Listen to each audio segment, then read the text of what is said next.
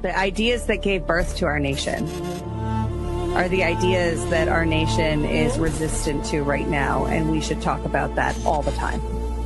In a world where narratives are shaped by corporations and gatekeepers, independent voices matter more than ever. Badlands Media brings together citizen journalists, researchers, and independent thinkers. The truth is triggering. Question the narrative. Explore the facts. It's authenticity, courage, resilience. Search for the truth others won't. It's not about being first or being right. The information war is changing. It's about being authentic. Embrace the friction. Embrace the friction. Shut the f*** up. Authentically antagonizing. Join the movement. I'm going to say how I feel. Follow Badlands Media. This is about the future. The Badlands. What are the Badlands? Explain those Badlands. That's a hell of a name.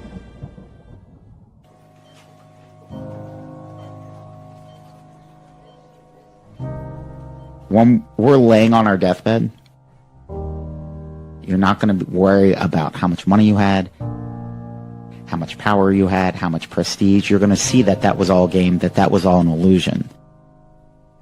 The only thing that's going to matter is the impact you had on other people's lives. We are all on a separate journey. But the beautiful thing about our life here on this earth is at my funeral, they ain't going to talk about my success. They're going to talk about who Nick was and how Nick lived and how Nick loved and encouraged. Success is incredibly important, but even more important than success, it's having an impact. It's knowing you haven't walked the planet in vain. It's knowing that because you've been here, you've blessed lives, you've developed people, and you have made the world a better place. The effect you have on others is the most valuable currency there is. Everything you gain in life will rot and fall apart, and all that will be left of you is what was in your heart.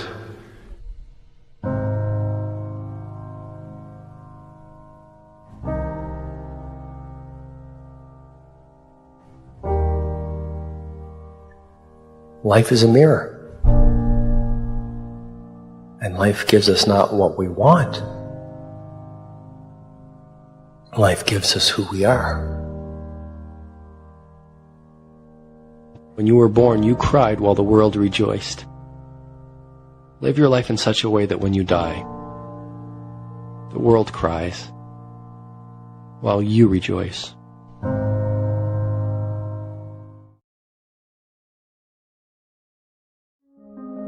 Have you ever stopped to wonder about the soul behind the spotlight? The truth behind the headlines? Beneath every glamorous facade lies a story waiting to be told. A journey full of triumphs, struggles, heartaches, and victories. Welcome to People, the groundbreaking new series here on the AlphaWarrior Show.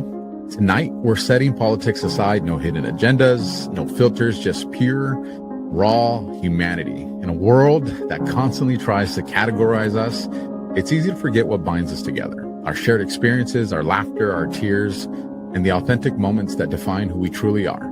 Each week, we're going to explore the powerful, emotional, and beautiful imperfect lives of people who inspire us, captivate us, and remind us that we're all in this incredibly messy and extraordinary journey together. We'll laugh, we'll reflect, and we'll dive deep into the stories that often go untold, unapologetically, real, and deeply personal. Get ready to meet the heart behind the headlines, the reality behind the reputation, the persona behind the person, the grit that makes these amazing people tick. This is People, real stories, real connections, real life. And when we come back from this commercial, it's showtime, and I hope you enjoy. We've been trained to buy cheap, fast, and processed, but cheap comes at a cost, your health. The land, the animals, at Rattlesnake, they don't take no shortcuts. No subsidies, just premium pasture-raised beef and chicken that's real, honest, and worth it. Think differently, eat better, bite back at Big AG. Grab your pasture-raised meat now or order at rattlesnakemeats.com/Badlands. Promo code Badlands. Once more time, you guys. That's rattlesnakemeats.com/Badlands. Promo code Badlands.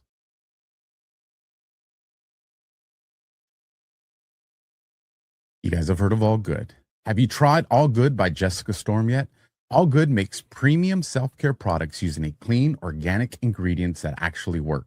Powered by grass-fed finished tallow, rich in vitamins A, D, E, and K, plus cold-pressed organic oils your skin loves. And with spring here, it's time to get outside. All Good's tallow sunscreen uses non-nano zinc oxide with a blend of nourishing oils to protect your skin without the junk and for keeping the biting pests away. The All Natural Bug Out Balm has you covered. Both are now available in stick form for easy application. Mother's Day's on May 10th. It's coming up. All Good has ready-to-gift bundles for every vibe and budget, so you can give your mom something she'll actually use and love. So head on over to badlandsmedia.tv/allgood and use code Badlands to save on your entire order. Again, that's badlandsmedia.tv/allgood, promo code Badlands. All right, folks, like I said, support the people, support those show. All the links will be down in the description below, and you'll probably see them scrolling across the bottom of the screen as well. Tonight's show on People is not just a story about a doctor. It's a story about a man who is dedicated his life to treating patients, making decisions that were life-altering, maybe even to preserve life in split seconds. And during one of the most chaotic moments in American medical history, this man spoke up. And because of that, he found the government to come after him. A jury would then convict him. A judge would recognize that this case is this absolute insanity and say that this is not the case. And then the government would still not give up and be like, well, we're going to go for the appeal. And this man is in the fight for his life. And with that, this is going to be a very interesting, very powerful story. And we'll definitely get in the details and all that. So let me welcome Dr. Ron Elfenbein to the stage. Doc, thank you for being with us here tonight. I know you have a lot going on, and time is something that probably feels like it's, not in your corner right now. Yeah, thanks for having me. Appreciate it. Let me ask you this, Doc, and we'll get into the heavy part of your story in a little bit, but I want my audience to kind of get an idea of who you are as a person. It's one of the things that I think makes this series of people so amazing. So as much as you feel comfortable with sharing, how much or where was life for you? Where did it start? How far back do you want to go with young Ron that kind of set the stage for the man you are today? So I always had an interest in science as a child. I thought science was pretty cool, and I was fascinated by it. My father was an orthopedic surgeon, so he used to take me to the hospital to make rounds with him. And actually, I sometimes would even go to the operating room with him when I was a little older and could observe. And I was absolutely fascinated by what he was doing and the interactions he was having with his patients. And as I got into high school and then into college, the practicality of being a scientist, and I'm not denigrating scientists, what they do is so important, but just the practicality of that life to me just wasn't that appealing, because I really like the interactions with people way more. So I decided to go to medical school. I went to Cornell undergraduate, and then I graduated. I went to SUNY Upstate, State University of New York in Syracuse for medical school. And then I matched it at my emergency medicine residency at Johns Hopkins, where I spent I did my training. And I met my wife, and I have 4 children. She's a doctor also. She's a pediatric oncologist, so she treats children with cancer. And I was unsure what kind of medicine I wanted to practice, but when I really got to understand what emergency medicine entailed, I was really fascinated by it, and I really liked it. And it's sort of like keeps you on your toes, and I think it's the most exciting and most fun type of medicine that you can practice, and certainly I would argue the most rewarding. But of course, other people would disagree with me. But for me, it's incredibly rewarding, and it's opened up a lot of doors for me.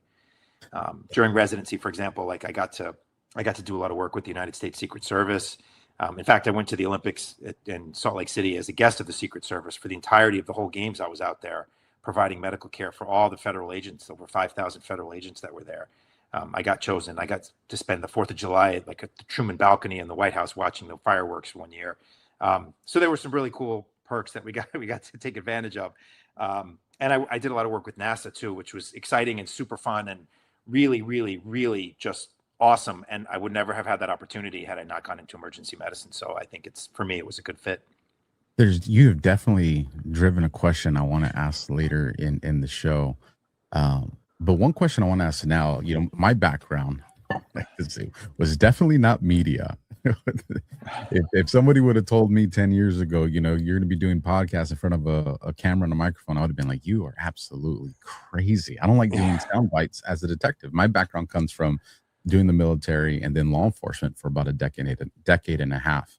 And one of the questions I used to ask some of my friends, or even some of the newer guys, is, do you remember the exact moment that you were like, I want to be a cop? And I want to ask that to you, Doc, if you're there. Do you remember the moment where you were like, I want to be a doctor? I think honestly, I was home for the summer in college one year, and my father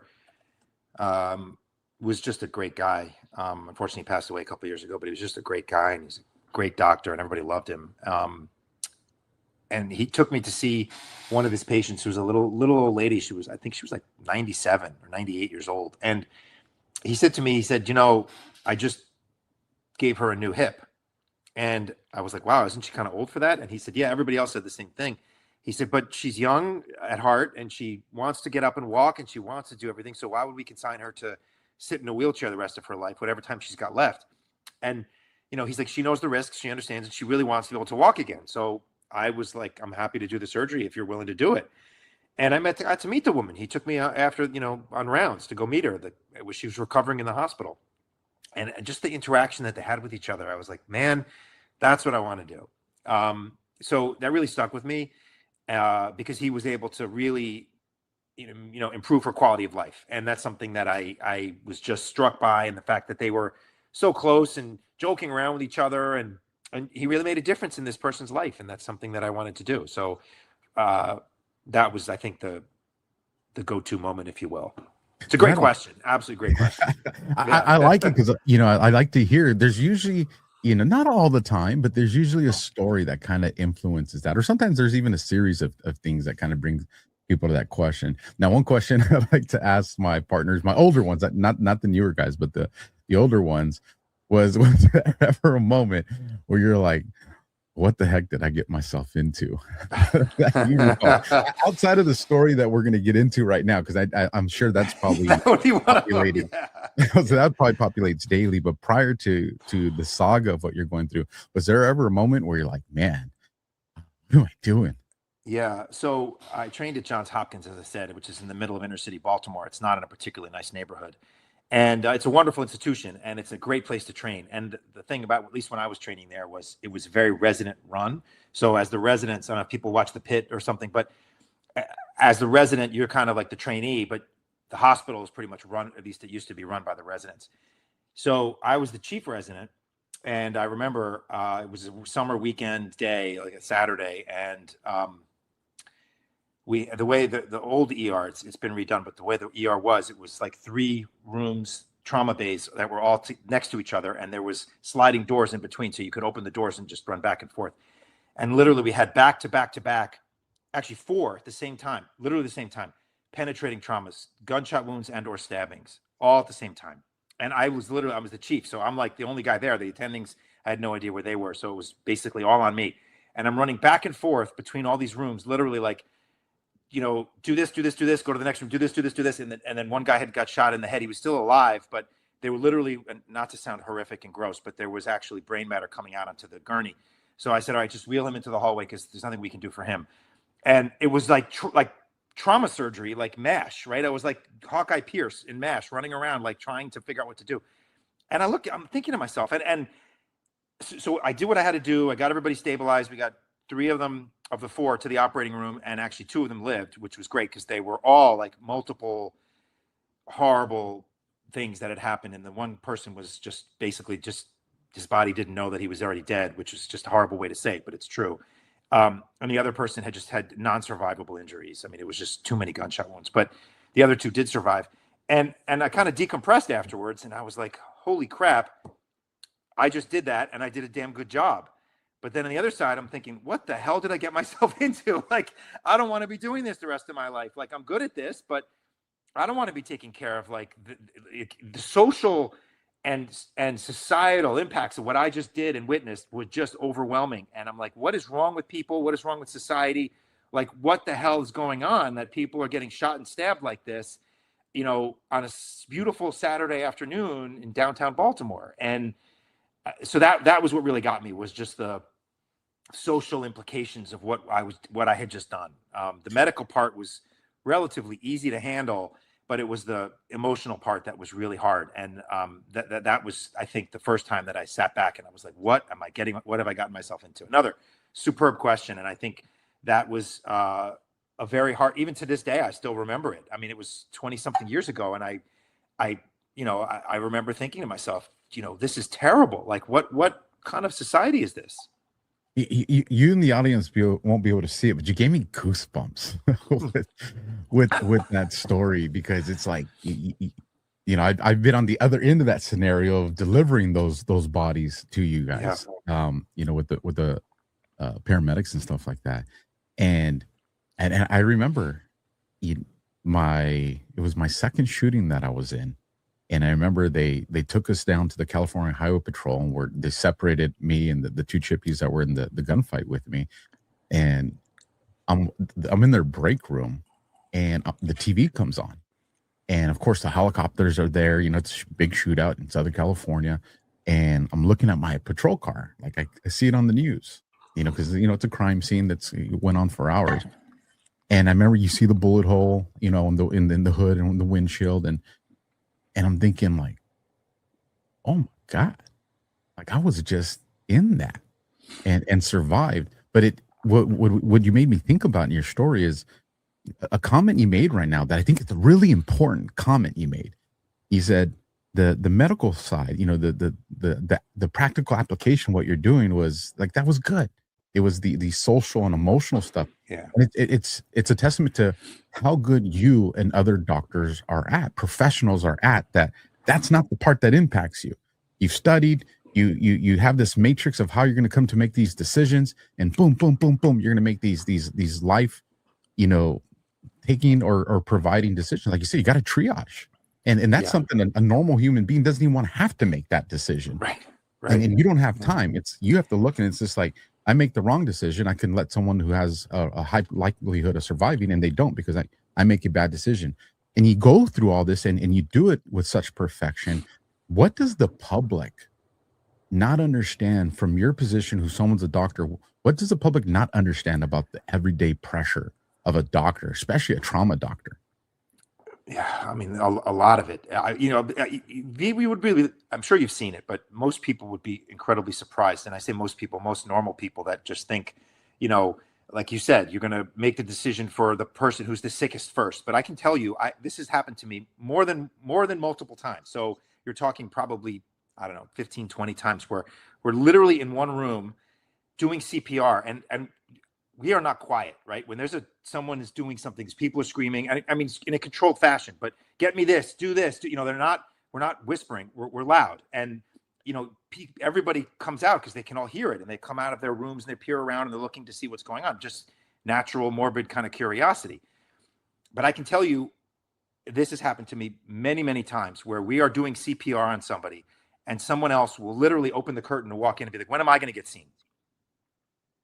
Now, this is somebody who clearly can walk.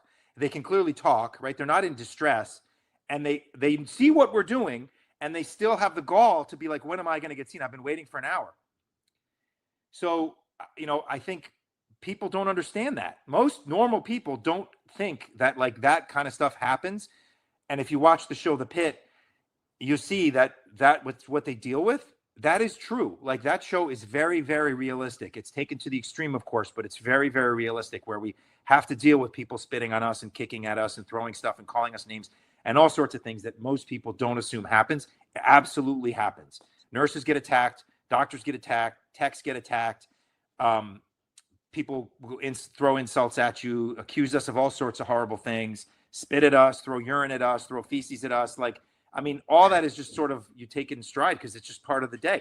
I'm sure as a law enforcement officer, you got the same exact stuff. Like, people just treat you like you're garbage, and most people don't, right? Most people have that sense of like, okay, there's a line I can't cross. I can make my wishes known or whatever, but I'm not going to be obnoxious about it. But there are those people that just don't care. And I think the average person in the public doesn't get that. And it happens every single day. You guys are like cops in hospitals is what I'm hearing. 100%. Because I remember, there'd be a fatal accident and, the coroner's there and they're literally, putting the white bag or the body into a bag. And there's someone that's back there just honking and honking and honking. Yeah. How long am I going to be get out of my way? Yeah. And it's like, I get it. You're probably going to be late to wherever you're going, but someone just lost their life. Right. Like someone just died. And that part of society is just wild. But then you would walk past the cars that heard it and they're looking at you and they'd be like, dude. And that's that normal segment of society that you're talking about. Right. And I'll give you another example of something. And I don't want to get off too much on a tangent, but this I dealt with as a resident as well. I remember this also like it was yesterday. This was 23 years ago. I was again the chief resident in the trauma bay, and we had and this has only happened to me once in my entire career. But the police brought in an AMS, but the cops brought in a combative drunk person who had just caused multiple fatality car accident. And of course, the drunk person was totally fine. And the police bring him in and put him in, and just picture this trauma bay. It's at a different hospital, but it's still in the Hopkins system. And the trauma bays are separated except by curtains. So he's in trauma bay 1, trauma bay 2. They bring in the dead father, the dead mother, and I think it was like an 11-year-old, the dead child. And of course, we have to pronounce them all. So we because they did have vital signs at the scene. So we do what we can for them, but there was nothing. They were too far gone. So we had to pronounce them all. And while I'm doing that, the drunk guy in the first bay was just screaming and yelling and cursing at everybody. And I just completely lost it. And I went in there and I started screaming at him and I opened the curtain. I'm like, look what you just did, you miserable SOB. Look, very unprofessional. And I regret doing it because I lost my cool. But who wouldn't? Right? I mean, that's a human element. That's a human reaction. I'm not proud of it. I wish I hadn't done it, but I did. So we deal with stuff like that, like that you have to maintain your composure in the face of just things that nobody can maintain their composure in. And then of course I had to tell the other family members that their 3 loved ones were dead, so like, that's not an easy thing to do. I think people don't recognize how difficult some of these conversations we have to have are, and how much you really have to be devoid of your emotions or separated from your emotions, and sometimes it's just not possible to do it. And again, I'm not proud of that. I wish I hadn't done it, but I'm just being honest. I did, and it's something that happened, and I remember it, and I tried to learn from it. One of the things that has always kind of made me look at you guys like, man, I'm glad I don't have to do that, is in my career, it was a little over 14 years, I had to do notifications about 6 times. And I don't really remember the other ones, but I do remember the first. Yeah. And I remember just sitting in my patrol car for so long, because there's no you don't get trained in the academy. Nope. For that, and I remember even hitting up the sergeant, and it's like, probably want a more senior person to do this. And he's like, you got to learn sometime. You got to experience it. And just knowing that this is something that's just part of your guys' daily careers is just wow. I'm going to ask you a question. It never gets any easier. I'm sorry to cut you off, but it never gets any easier. And I believe that. I want to ask you a question, and then, spoiler alert, I'm going to ask you this same question at the end of the show too. Okay. What was your perception of the medical field and doctors before this saga happened? How did you see the career that you were a part of?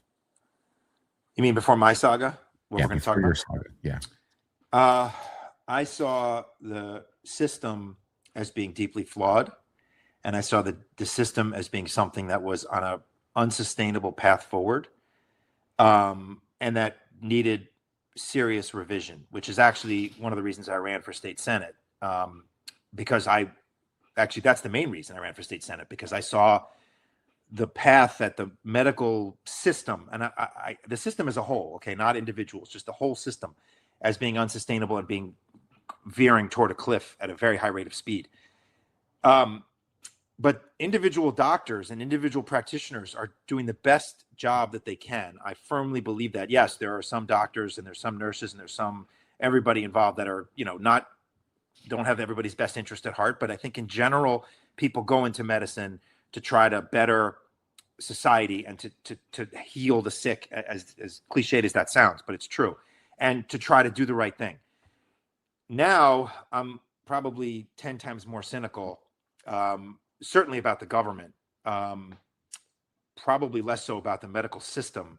And I would say that my views before, when I say the system, I was looking at the system itself. Now I think I'm more skewed towards looking at the government side and the government mandates and the government oversight and all the stuff that the government is pushing and pushing and pushing, rather than the medical system that's been established. If that makes sense. It might be a fine line, but there's definitely a line there. And I think that's kind of how I look at it. Does that make sense? It definitely makes it at least makes sense to me. Like, I get what you're saying with that line and a little bit of fading on either side, just because of different, very specific things when it comes to policies and state laws and federal laws. I completely understand that. So here's another question. Now I want to get into your story, and I want to set up that story. You did trauma, right? And I've gone to talk to doctors that work trauma and other doctors. And one thing you learn about doctors that are in that environment is they're pretty badass. And when they have that background, there's probably some awards and accolades and recognitions that come with it. And if you have that in your career, do you mind sharing that with me and your audience? Yeah, thanks for asking. So during COVID, let me just back up a little bit. During COVID, I was particularly active. Well, first of all, in residency, as I said, I was kind of, I won an award for research that I did. I won an award for the fact that I was one of the only I think 3 of us picked to go to the Salt Lake City Olympics out of 60 something people. They paid for our entire trip and we got to go, and it was an awesome experience. But I also was awarded a grant, and I think I'm the only one in the entire program's history to have been awarded a grant like this. It was about $1 million from NASA to help develop airway management protocols for the space station and at the time the space shuttle. And I have a patent pending on some of the work that I did, and it was an incredible experience. But during COVID, I was very, very active in my state, in the state of Maryland, where I live. And so much so that we were doing things that really nobody else was doing. So the governor, Larry Hogan, who was the governor at the time, specifically came and gave me a personal citation. He actually came to my office and handed it to me personally. That said, for all the bravery and all your work that you did during COVID, it's a big certificate. He handed it to me. And then the state legislature voted to do the same thing.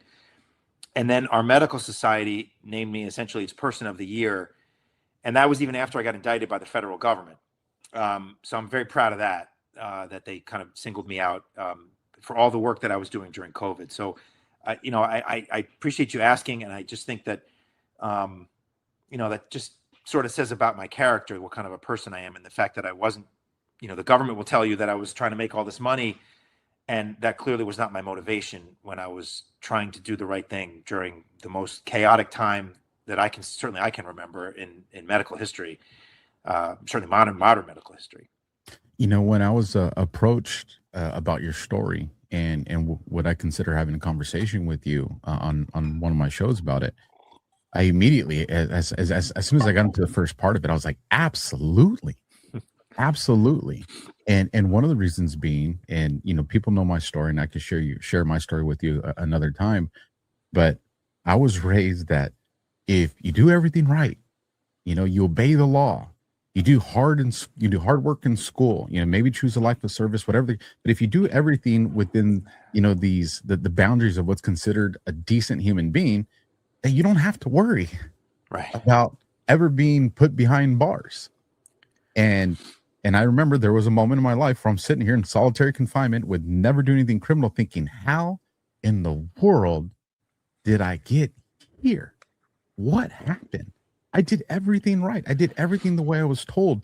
And listening to, just the part of your life we've got to hear. And I told you, I knew you were badass. You would have these awards and hearing all that stuff and knowing what the audience is about to hear in your story.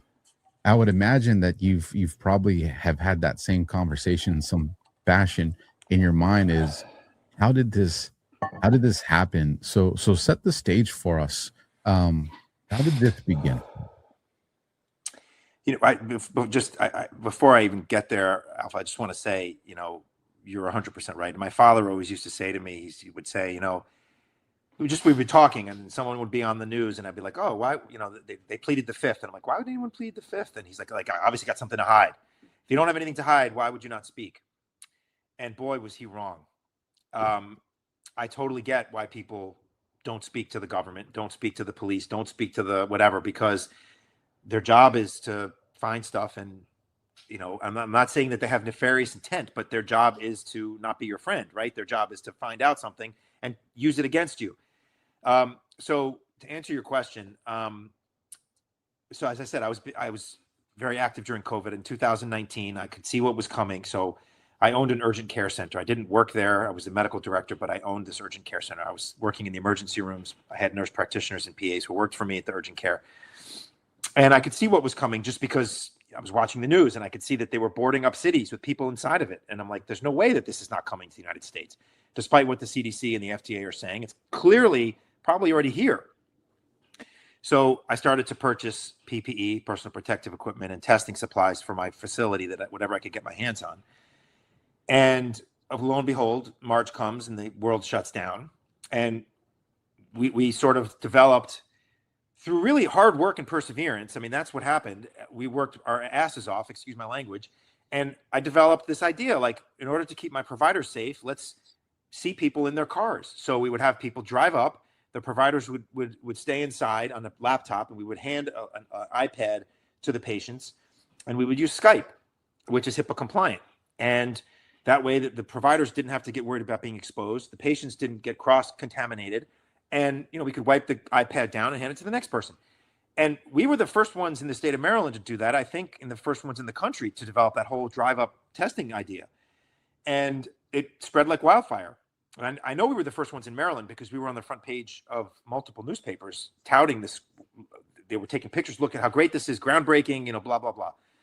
So we became the de facto, if you will, testing site for my county, Anne Arundel County, and then ultimately the state. And we went from one site where we had about 6 employees to over 8 sites during the height of the pandemic. We had, I think, over 300 people working for us, all within like 14 months.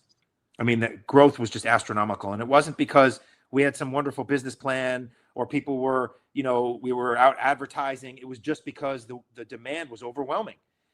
And because I had all this PPE, I started to donate it. I was donating to nursing homes. I was donating it across the country. I had friends of mine in New York City who were wearing garbage bags in the ICU. And I started to send him, tons of stuff, like boxes, huge boxes at my own expense that I had purchased. I just started shipping it out to everybody that needed some.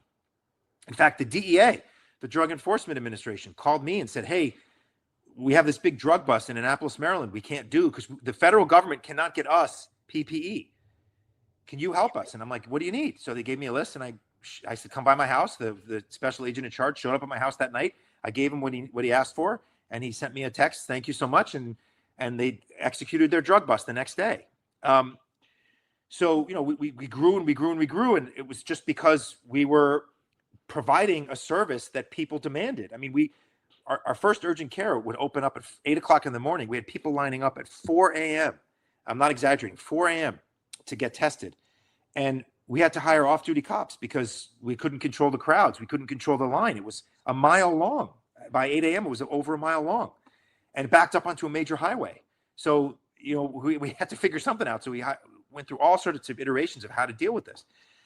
And then monoclonal antibodies became available. And I was on the news a lot. I was a sought-after speaker. I was on CBS and Newsmax and Fox and Breitbart and Sky News and I was in international and national news. And monoclonal antibodies became a thing, and that's a technology that's been around for probably 40 or 50 years. And basically what it is it's a single antibody to something. In this case, it would be to COVID-19, that they replicate millions and millions and millions of times, or billions and billions and billions of times. So think about if I expose you to some virus and, I give your body 2 or 3 weeks to produce your antibodies that your body will naturally produce to fight off this infection. What your body produces in about 3 weeks, we can give you in a single IV infusion. It just drips into your arm through an IV in 30 minutes. So basically what your body would take 3 weeks to produce, we can give you in 30 minutes. And it basically cures you of your COVID right then and there. Remarkable technology. Again, nothing new, not experimental, unlike the vaccines. This has been around for years. We use it for all sorts of other things. I was a huge proponent of this. And I'm like, this stuff works. I've seen it work. I know it works. So I set up an infusion site. And I didn't know anything about infusion sites. I had to kind of figure it out as I went along. Like, what kind of chairs do you buy? What kind of IV tubes do you need? What kind of pumps? All sorts of questions. I had no idea because it's sort of way outside of my wheelhouse. But I knew there was a need for it. I knew that would save people's lives. So I was going to set my mind to doing it. And I did it. So we set up a site. We rented a volunteer ambulance, volunteer fire department's like catering hall. And then we did it again. We set up another one. And I frankly would have set up 100 if I could have, but I didn't have the infrastructure to be able to do it. And the feds actually approached me, and HHS, the Department of Health and Human Services of the United States government, called me and said, we want to open up a site at FedEx Field to do monoclonal antibody infusions. You seem to be the local expert. Can you do this for us? Wow. Absolutely. So I partnered my company with HHS and the Maryland Department of Health, and we started at FedEx Field where the football team, formerly known as the Redskins, played football. We set up a site right there. And I said to the feds, I said, look, we can test people and then we can infuse them if they're positive. And they're like, nah, we don't like that idea. And I said, well, we can cure them right then and there. Like, why would we not do that? And they said, oh, okay, we'll try it. So what I did was basically someone would come in who was symptomatic. We would test them. If they had symptoms, we'd say, wait in your car. 10 minutes later, we'd have the results. If they were positive, we'd literally take them from their car, put them right in an infusion chair, and cure them right then and there. And the federal government said, this is the greatest thing ever. I called it the test to treat model. And that became the model for the entire country moving forward. So I take a lot of pride in that because that really saved a lot of people's lives. And this medicine was so efficacious. It's like nothing you've ever seen before. I mean, people would literally come in blue, like my shirt, their pulse ox, their oxygen saturation was in the 80s. It should be high 90s. And they were barely able to breathe. Within an hour of getting the infusion, they got color back. They said, wow, I feel like a new person. Within a day, they were back to normal. I mean, I'm not exaggerating. We had people who were 103 that we infused that, everybody's like, they're going to die. They're going to die. They were better in a couple of hours. I've never seen anything like it in all my years as a doctor. So I'm out there talking about how wonderful this stuff is. And we were actually the largest monoclonal infuser in the state of Maryland. We were bigger than Johns Hopkins. We were bigger than University of Maryland. We became the largest conglomerate, if you will, whatever word you want to use, in the state of Maryland. And then the administration, at the time, the Biden administration, did something. They said, we're going to federalize the distribution of the medicine. Now, what does that mean?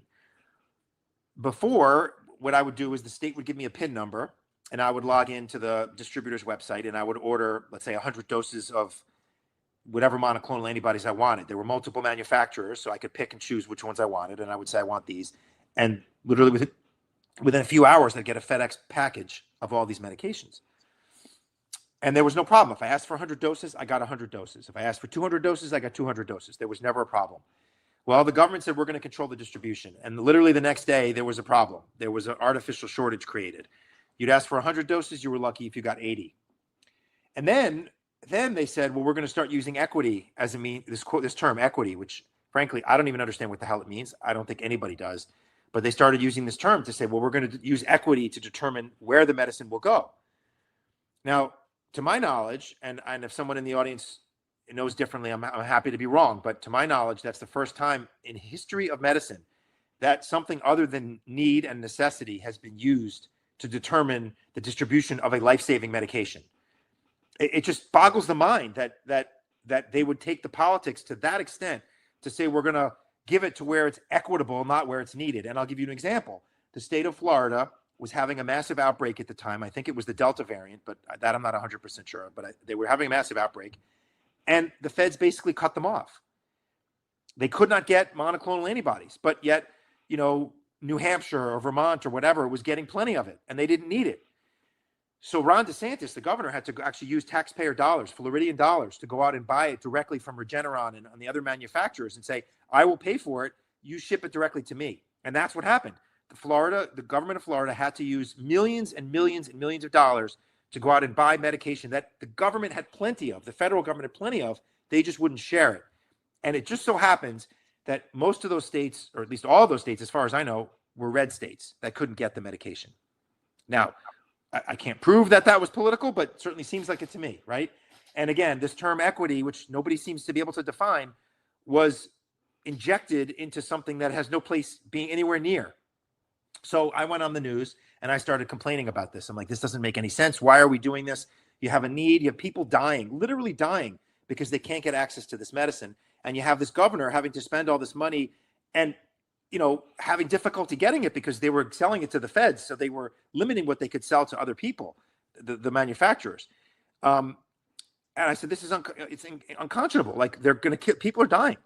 And then, even to make it even worse, the administration comes out in late December of 2021 and says, we believe that the prevalence of Omicron, there was an Omicron surge in the country. We believe the prevalence has reached 70%. And once that happens, we shut the program down because the medicines that we have don't work against Omicron. And I just lost it. I went on Fox News and I went on Newsmax and I started like, they are going to kill people. And in fact, here's a copy. This is the article that they wrote about me, when I said, Maryland doctor says people are, quote, going to die. And that's exactly what I said, because they were screwing with people's lives, essentially. And I said, they don't know what they're doing. They're misreading the data. And frankly, they're taking away people's right to informed consent, because that should be a discussion that you have with your doctor. Even if we believe that that prevalence, which I didn't believe, and I'll tell you in a second, was not true. Even if it was, that's a discussion that you as a patient should be able to have with your provider. Not some government official making that decision for you. That should be between you and your doctor. That is wild to me. Yeah. So just for it to make sense, it makes sense, but just that would have been like me back in the days of my career. All these 911 calls are coming in and the government stepping in and saying, well, we're not going to send the cops over there because we might need the cops over here. Because it's not equitable. That's right. Because you're a rich white person or whatever. So we're going to send the cops to somewhere else. That's exactly right. That's a great analogy. You're guaranteeing that people are going to get hurt or killed with that concept. And I will guarantee you with 100% certainty that there is a percentage of those people that were sick, and I'm using Florida as an example, but extrapolate to the whole country, that either had to be hospitalized or died because of those decisions that they made. Those foolhardy, stupid, ridiculous decisions that were made. Yes. So they said the 70% threshold. They said it's reached 70%. Okay. So 3-4 weeks later, whatever it was, the government came out and said, oh, we misread the data. We were wrong. And they never apologized. They said we were wrong. It wasn't 70% threshold that was achieved. It was a 20% threshold. That's pretty significant there. That's pretty significant. That's a nice way to put it. I would use a couple more expletives, but you're absolutely right. That's 50% difference, right? Between 70 and 20. That's not a small gap. So either it's gross negligence and incompetence, okay, which is entirely possible because it's the government we're talking about, or nefarious intent, or some combination of those two things. I can't think of another avenue of why they would make such a large mistake. And it just so happens too, by the way, that according to Secretary Kennedy, there's a little known federal law that says basically that if there's an emergency use authorization for a vaccine against a virus, and there's something else that's proven efficacious against that virus, that the emergency use authorization is revoked from that vaccine, which is why, according to Secretary Kennedy, they had to go after hydroxychloroquine and they had to go after ivermectin so hard, because if there was something else that proved efficacious, the EUA for the vaccine would have been pulled. And I would argue that the monoclonals are way even more efficacious than either of those two medications, because you could cure somebody in one dose in 30 minutes. And I'm not making that up. I mean, the data is there. Like, this stuff was miraculous. I've never seen anything like it. And what happened? Months and months and months, as months go by, the EUAs for the monoclonals started to get pulled. one by one, they started to get lost. Now, they would make the argument, well, you know, that monoclonal doesn't work anymore. How do you know? They didn't do the studies. They didn't know for sure. But they started to pull the EUAs for each one of those monoclonals, and now you can't get them anymore. So I go on TV. I complain. I basically tell them people are going to die. 4 months later, with no warning, I get indicted on federal healthcare fraud charges on essentially 5 counts of, now, just so your audience understands, typically healthcare fraud is billing for things that don't actually happen. Billing for patients that don't exist. We call them phantom patients. So you just make up a bunch of names and you bill Medicare for them, for example. That's fraud, right? That's billing for something that didn't happen. These 5 counts that they got me on are these people right here. I have their charts in my hand. I redacted their names, but they're right here. They are real human beings. In fact, during the trial, the government called 3 of them. And they appeared and they said, yeah, I got seen. Yeah, I got tested. Yes, I had my vital signs taken. So where's the fraud? These are real human beings. And beyond that, I didn't see any of these people, okay? We had nurse practitioners and PAs see them. The government got my name wrong on all the charging documents. Ron is not a difficult name. And they gave me a middle initial. I don't have a middle name. You'd think, as a police officer, you're doing your due diligence, don't you think you'd get the name of the person that you're going to charge with the crime correct at the very least? Absolutely. They never talk to my 2 partners. I have 2 partners. I'm the doctor. They're the business guys. They control the money. They control all the business side of this. If you think there's fraud going on as a police officer, you're doing your own investigation, don't you think you would speak to the partners? 100%. That makes logical sense, right? They didn't do that. They chose 5 patients out of over 100,000 that we had seen in that time frame. They never even had a professional coder look at the charts, just government prosecutors. Now, there's people who do this for a living. And what's remarkable about that, too, is that these charts, when you bill an insurance company, you don't submit the charts. You submit the patient's name and codes associated with it. And by the way, there are over 69,000 codes in ICD-10, which is the coding vernacular that we use. They said we picked the wrong one. They charged me with a crime, 5 counts of a crime, with facing 50 years in jail and millions of dollars in restitution because they said we picked the wrong code out of 69,000 possibilities. The other thing is, in order to know what the coding level, what's appropriate, you have to look at the charts, right? Because all the information is contained in the charts. The government didn't have the charts until after they indicted me. They didn't even have them because I didn't turn them over. And I know that because I was the one that turned them over. So, you know, there's all these things that just don't make any sense. So even the chief judge of the state of Maryland, who was adjudicating my case in a pretrial conference, said, this looks like a case of, quote, shoot first and ask questions later. The judge said that because it's exactly what it was. It was show me the man and I'll show you the crime kind of thing. It was like Stalin-esque. It was like, you know, Joseph Stalin sitting back there, go get this guy. So, you know, I go to trial because I didn't do anything wrong. And miraculous, like unbelievably, the jury finds me guilty, but the judge issues this 93-page opinion where he says this right here, 93 pages. Let me interrupt you real quick on that, Doc. Before you get to the judge's the report that he did, when the jury comes back with that guilty verdict, what went through your mind in that moment? So the whole trial, I'm sitting there and I'm like, they haven't presented any evidence. They literally didn't present any evidence. And I'm sitting there and I'm like, okay, there's no way. The government did a good job of making me look like a dirtbag, but there was no evidence. In fact, when I say no evidence, I mean to the point where, like, they said we picked the wrong code. They never said why what we did was wrong. They never said how what we did was wrong. And they never said what the right thing to do was. They just said you're wrong, which on its face is laughable, but this is my life, right? This is not laughable. This is crazy. So I'm sitting there and I'm thinking, there's no way any human being who just sat through this can find me guilty. Well, somehow, and I'll tell you in a second why I think it happened, but they did. And I just wanted to die. I just said, I wish the ground would just open up and I could just fall in and I would die, because I knew I had to drive home that night and look at my kids, my 4 children, and explain to them what the hell just happened, when I didn't do anything wrong, and all I was trying to do this entire time was help people. And so what did they do during trial? To prove criminal intent, because that's an element of a crime you have to prove, they put up my tax returns, and they put up the tax returns of the business. And they said, look, he made all this money. He's got to be a criminal. I'm not exaggerating. That's what they did. Look what he made before COVID. Look what he made during COVID. Of course, they left out the part that we saw over 300,000 patients in the entirety of the COVID pandemic. And I lived off my cell phone for 2 years. I didn't see my family because I was working so hard. And I didn't even make that much money. But there was a drastic difference between what I made before the pandemic and during the pandemic. But there's nothing wrong with that. I was out there saving lives and doing what I needed to do. Of course I'm going to get paid for that. But somehow in the government's eyes, it shows you're a criminal. And then I would have said, can we show how much Big Pharma's made during the pandemic? I mean, it just was so frustrating.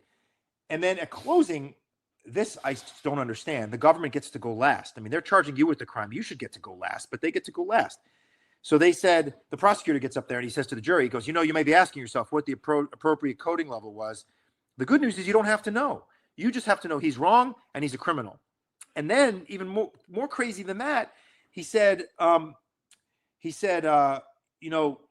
defense, and we put on a really good defense, by the way, where I hired a professional coder who was the past president of the American Association of Professional Coders. So he wasn't some Yahoo who got up there, and he went through hundreds of our charts, not just 5, hundreds of them. And he said they were all coded appropriately. Some of them may have been undercoded. And even to make it worse, we had a company we hired, an outside company, as a coding company to make sure we were doing things appropriately right. The government didn't charge them. They came after me. So anyway, he said that the coding was done appropriately. So the government lawyer gets up there and he says, jury, the defense was trying to confuse you. They put up this expert witness with these charts and explanations and rules. It's just to confuse you. Just use your common sense. Use your common sense. Does anything that the defense say make common sense? And you know what? He was right. Nothing that we said makes common sense. But you know what? Those are the freaking rules, okay? The rules written by the government, right? Could you use that as a defense to the IRS and say, hey, IRS, I use my common sense to file my taxes? No, right? Because it doesn't make you can't. Those are the rules. The government writes these stupid, arcane, ridiculous rules. But we followed the rules. And now the government's saying, throw the rules out the window and just use common sense. I was so disgusted by the fact that these people could get up there who are supposed to be the good guys, right? And they're making nonsense up, and they convince these people that, like, yeah, you know what? That's right. It doesn't make common sense. I don't understand what they're saying. Of course it doesn't make common sense. And if we could have gone next to rebut that, my lawyer would have been like, yeah, did you ever file your tax return? Like, there's no common sense here. And it was so bad. The AMA, the American Medical Association, I'm not even a member, but they came to my defense, and they never do that, by the way. They wrote an amicus brief, a friend of the court brief, and they draft the rules. They draft the manual that goes with the rules. And they said we didn't break any of the rules. And yet the government still is coming after me. So the judge writes this 93-page monstrosity, this opinion that, the Supreme Court doesn't write 93 pages. And he basically just tore the government a new one and acquitted me of all the charges because he said there's no evidence. And not only did he acquit me, he said, I'm guaranteeing you a new trial in case the government appeals, because he was so sure of my innocence. I mean, he said such things as, like, the evidence weighs so heavily in favor of the defendant, it would be unjust to enter judgment against him. Citizens cannot be held to criminal account for doing only what a regulation is reasonably read to permit. The government did not carry its burden, and no reasonable jury could have so concluded, despite the fact that a jury did conclude that, right? So he writes this 93-page opinion. And by the way, this judge is not some right-wing judge. He was an Obama appointee, and he's the chief judge of the state of Maryland. So he's not like, again, some Yahoo judge. He's like a legitimate, well-respected judge. So as they're packing their boxes up and like duct taping their boxes closed, the Biden DOJ, right before inauguration, decides to appeal it. So now I'm facing a new trial in August. So now I got to go through this horror show yet again. The worst experience of my life, bar none. I have to go through it again, which obviously I'm not looking forward to. So I'm trying to do what I can to get somebody in the Trump administration to look at this objectively and be like, this is clearly a case of weaponization and lawfare, and we should just stop prosecuting it. Like the snowball started under Biden. We should put an end to it and stop it. I find it very interesting that as everybody's packing up shop, they're like, yeah, we're going to appeal this at the very end. Almost like they know that this is a weaponization of government, and they see the potential to use that as a headline against maybe a new administration that's coming in. And if that's the case, you would think that the administration would want to accelerate righting the wrong that's been done here. Yeah, I think they just don't know. I think it's like the right hand's not talking to the left hand, and I'm just caught in this bureaucratic morass. I'm trying to get a hold of somebody that can actually look at this objectively. And in fact, on day one of the Trump administration, President Trump issued a directive to say we're going to end the weaponization of government. And 2 weeks later, then Attorney General Pam Bondi issued this memorandum where she said, restoring the integrity and credibility of the Department of Justice. And she said, we're going to establish a weaponization working group, and they're going to go out and find cases exactly like mine, and we're going to try to right the wrongs. And in fact, the last item on this list is the list of potential cases that they'd like to see is whistleblowers. And I would argue that's what I am. Like, I was out there saying, these people don't know what they're doing. They're going to kill people, and we got to stop it. I think that's the definition of a whistleblower. 100%. 100% agree. One of the things that I know from personal experience, unfortunately, is when you're going through this, and how long from the beginning time frame, roughly, if you don't know the exact date of when this started to now, how long has this been going on for you? The attack portion. So since April of 2022 to 4 years. 4 years. That's a long time to sustain this kind of stress. What's the impact that this has had on you personally and your family? Look at my hair. No, I'm kidding. I mean, I was gray before this, but it's been horrific. It's been a nightmare. I mean, I couldn't sleep for almost 2.5 years until I got acquitted, until the judge issued that opinion. That was the first time since I got indicted that I had a full night's sleep. Best day of my life by far. No question. I have 4 children, love my kids, love my wife. Like, I would do anything for my kids. But the best day of my life was when I got acquitted. And that's a shame I have to say that, right? But I mean, it should be the days my kids were born or my wedding day or something, but it was not. It was the day that this judge issued this opinion. I couldn't sleep. My wife couldn't sleep.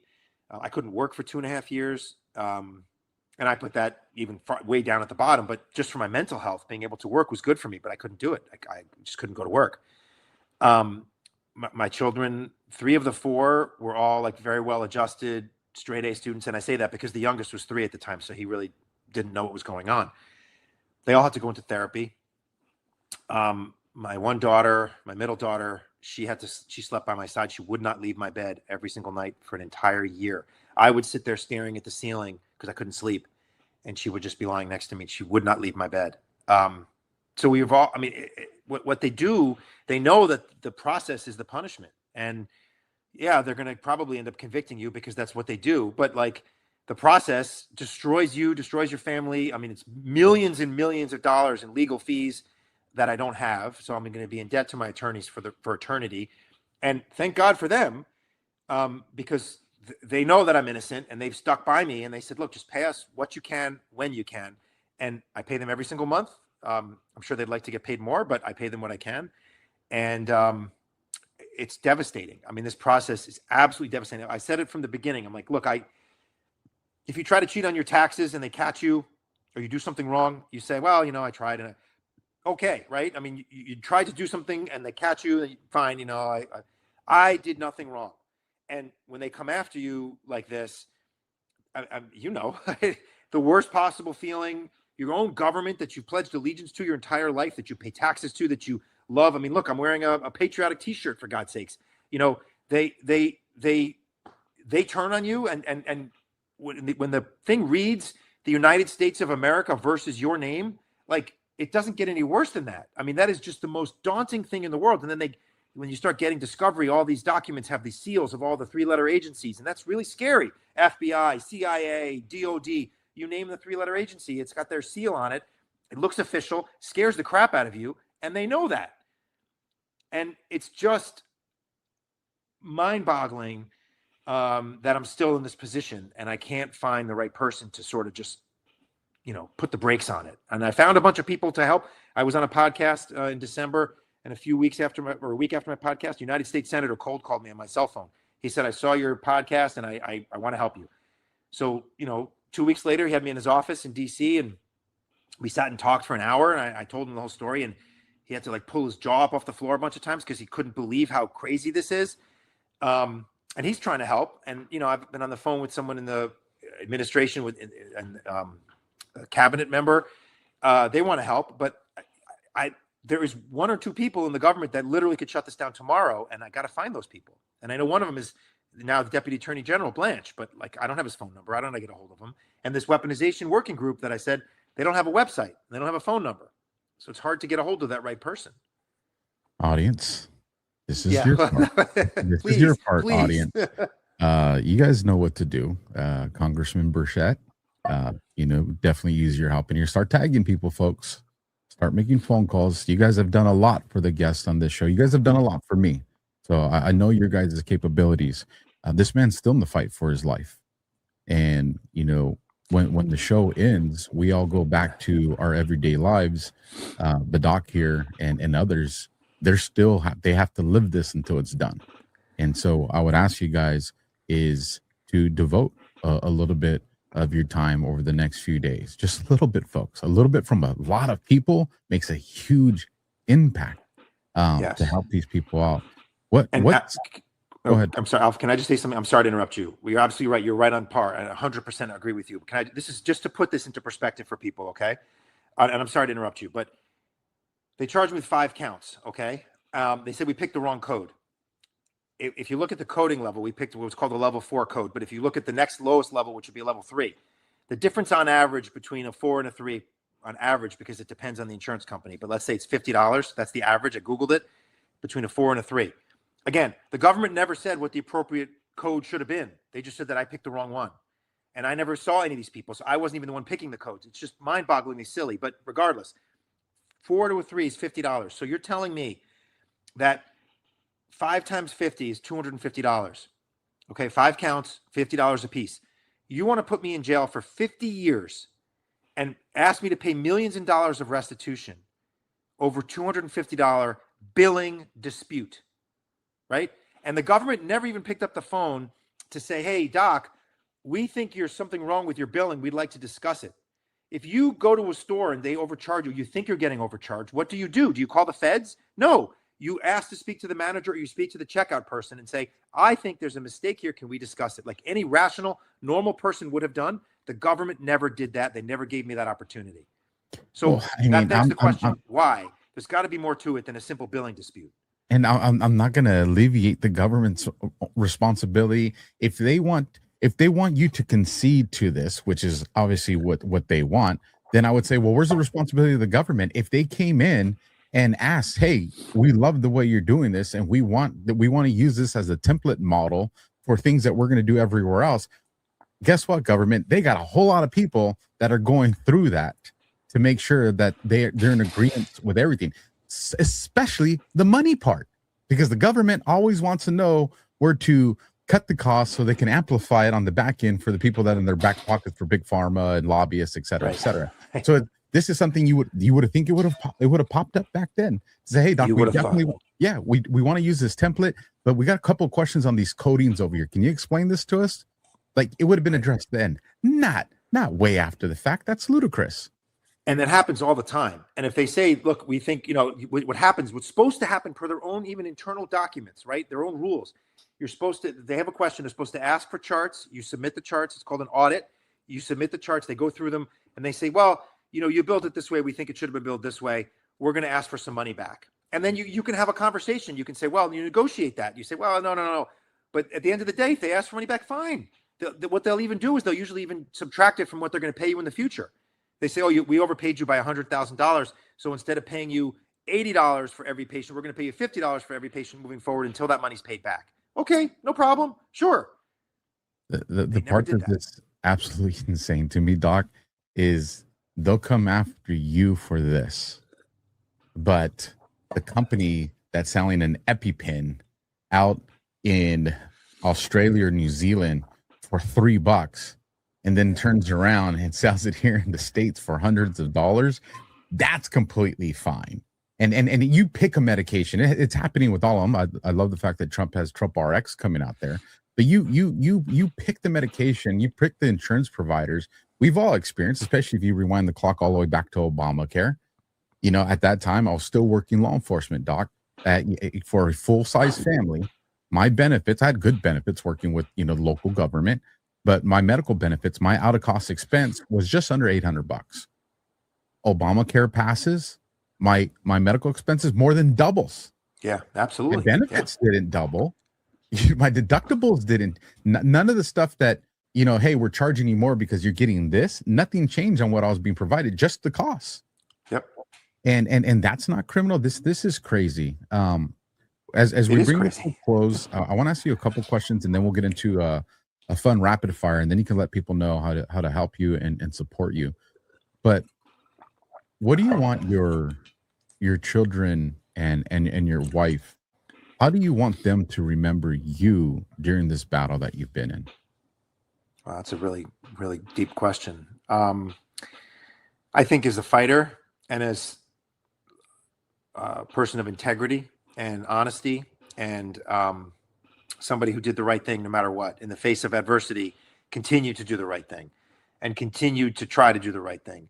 And I'll tell you, when I met with that United States Senator I was telling you about, I have an 18-year-old son who just started his first year in college this year. And I purposely brought him with me to meet the senator. And he didn't add anything to the conversation, but I brought him there to say, look, Alex, there are good people in government, right? You can't just paint with the broad brush and say government sucks, they're the worst, they're all crooks, blah, blah, blah. They're not.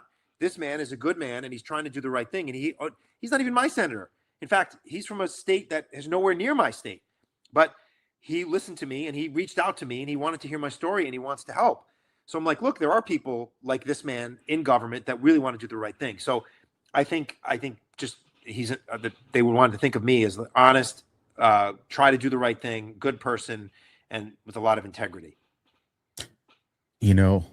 I hear exactly what you're saying. People are sometimes baffled. They're like, well, they're like, Alpha, why do you still support law enforcement? No, I love law enforcement. I'm not going to judge an entire apparatus over a few that are trying to destroy it. I won't do that. Let me ask you a question, Doc. I'm going to change that one that I was going to ask you twice. I'm going to change to this. Was there ever a moment where you were treating someone and you're in this fight in your own mind where you're like there's no way this person's going to survive. I'm going to do my best, but this person's just not going to survive. And things that you just can't explain happen, and they survived. 100%. It happens all the time. In fact, I will tell you, and I wasn't treating him, but my best friend, who happens to be I probably shouldn't give too much information, but one of my best friends, I get a call one morning, and his wife calls me and says, it's 5 a.m. And I thought she butt dialed me. So I kind of just, turned over and turned the phone off. And then she did it again. So I was like, oh my God, so I answered, and she said, we're going to the hospital. My husband just had a heart attack. So I'm like, all right, I'll meet you at the hospital. So I put my scrubs on. I drive to the hospital, like within 10 minutes, I'm there. And turns out he didn't have a heart attack. His heart just stopped in the middle of the night. And she happened to hear him gurgling. And she woke up and she started CPR and she called 911. And anyway, long story short, I've seen that happen 1,000 times and never a good outcome.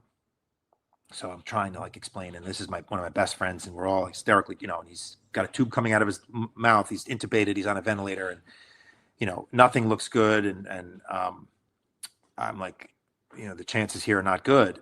He made a full recovery. In fact, so much so that I was just out with sushi. I went out for sushi with him 2 nights ago. And the only thing he's got is a little bit of memory loss. Very, very small. You wouldn't really notice it to talk to him. But I'm like, this was a miracle. And it happens all the time. But there's plenty of patients where it's happened to me too, where I've treated somebody and they're, I'm like, there's just no way. But miraculously they do survive. And that's why we do it, right? That's why we don't just say we're going to write this person off because there's no way they can win. It's just like a sports analogy, right? That's why you play the game.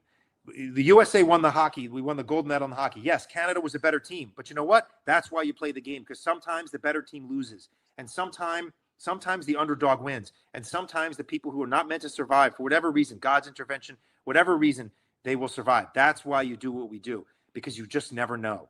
And you never know. And you work as hard as you can to do what you can for that person, because you can't.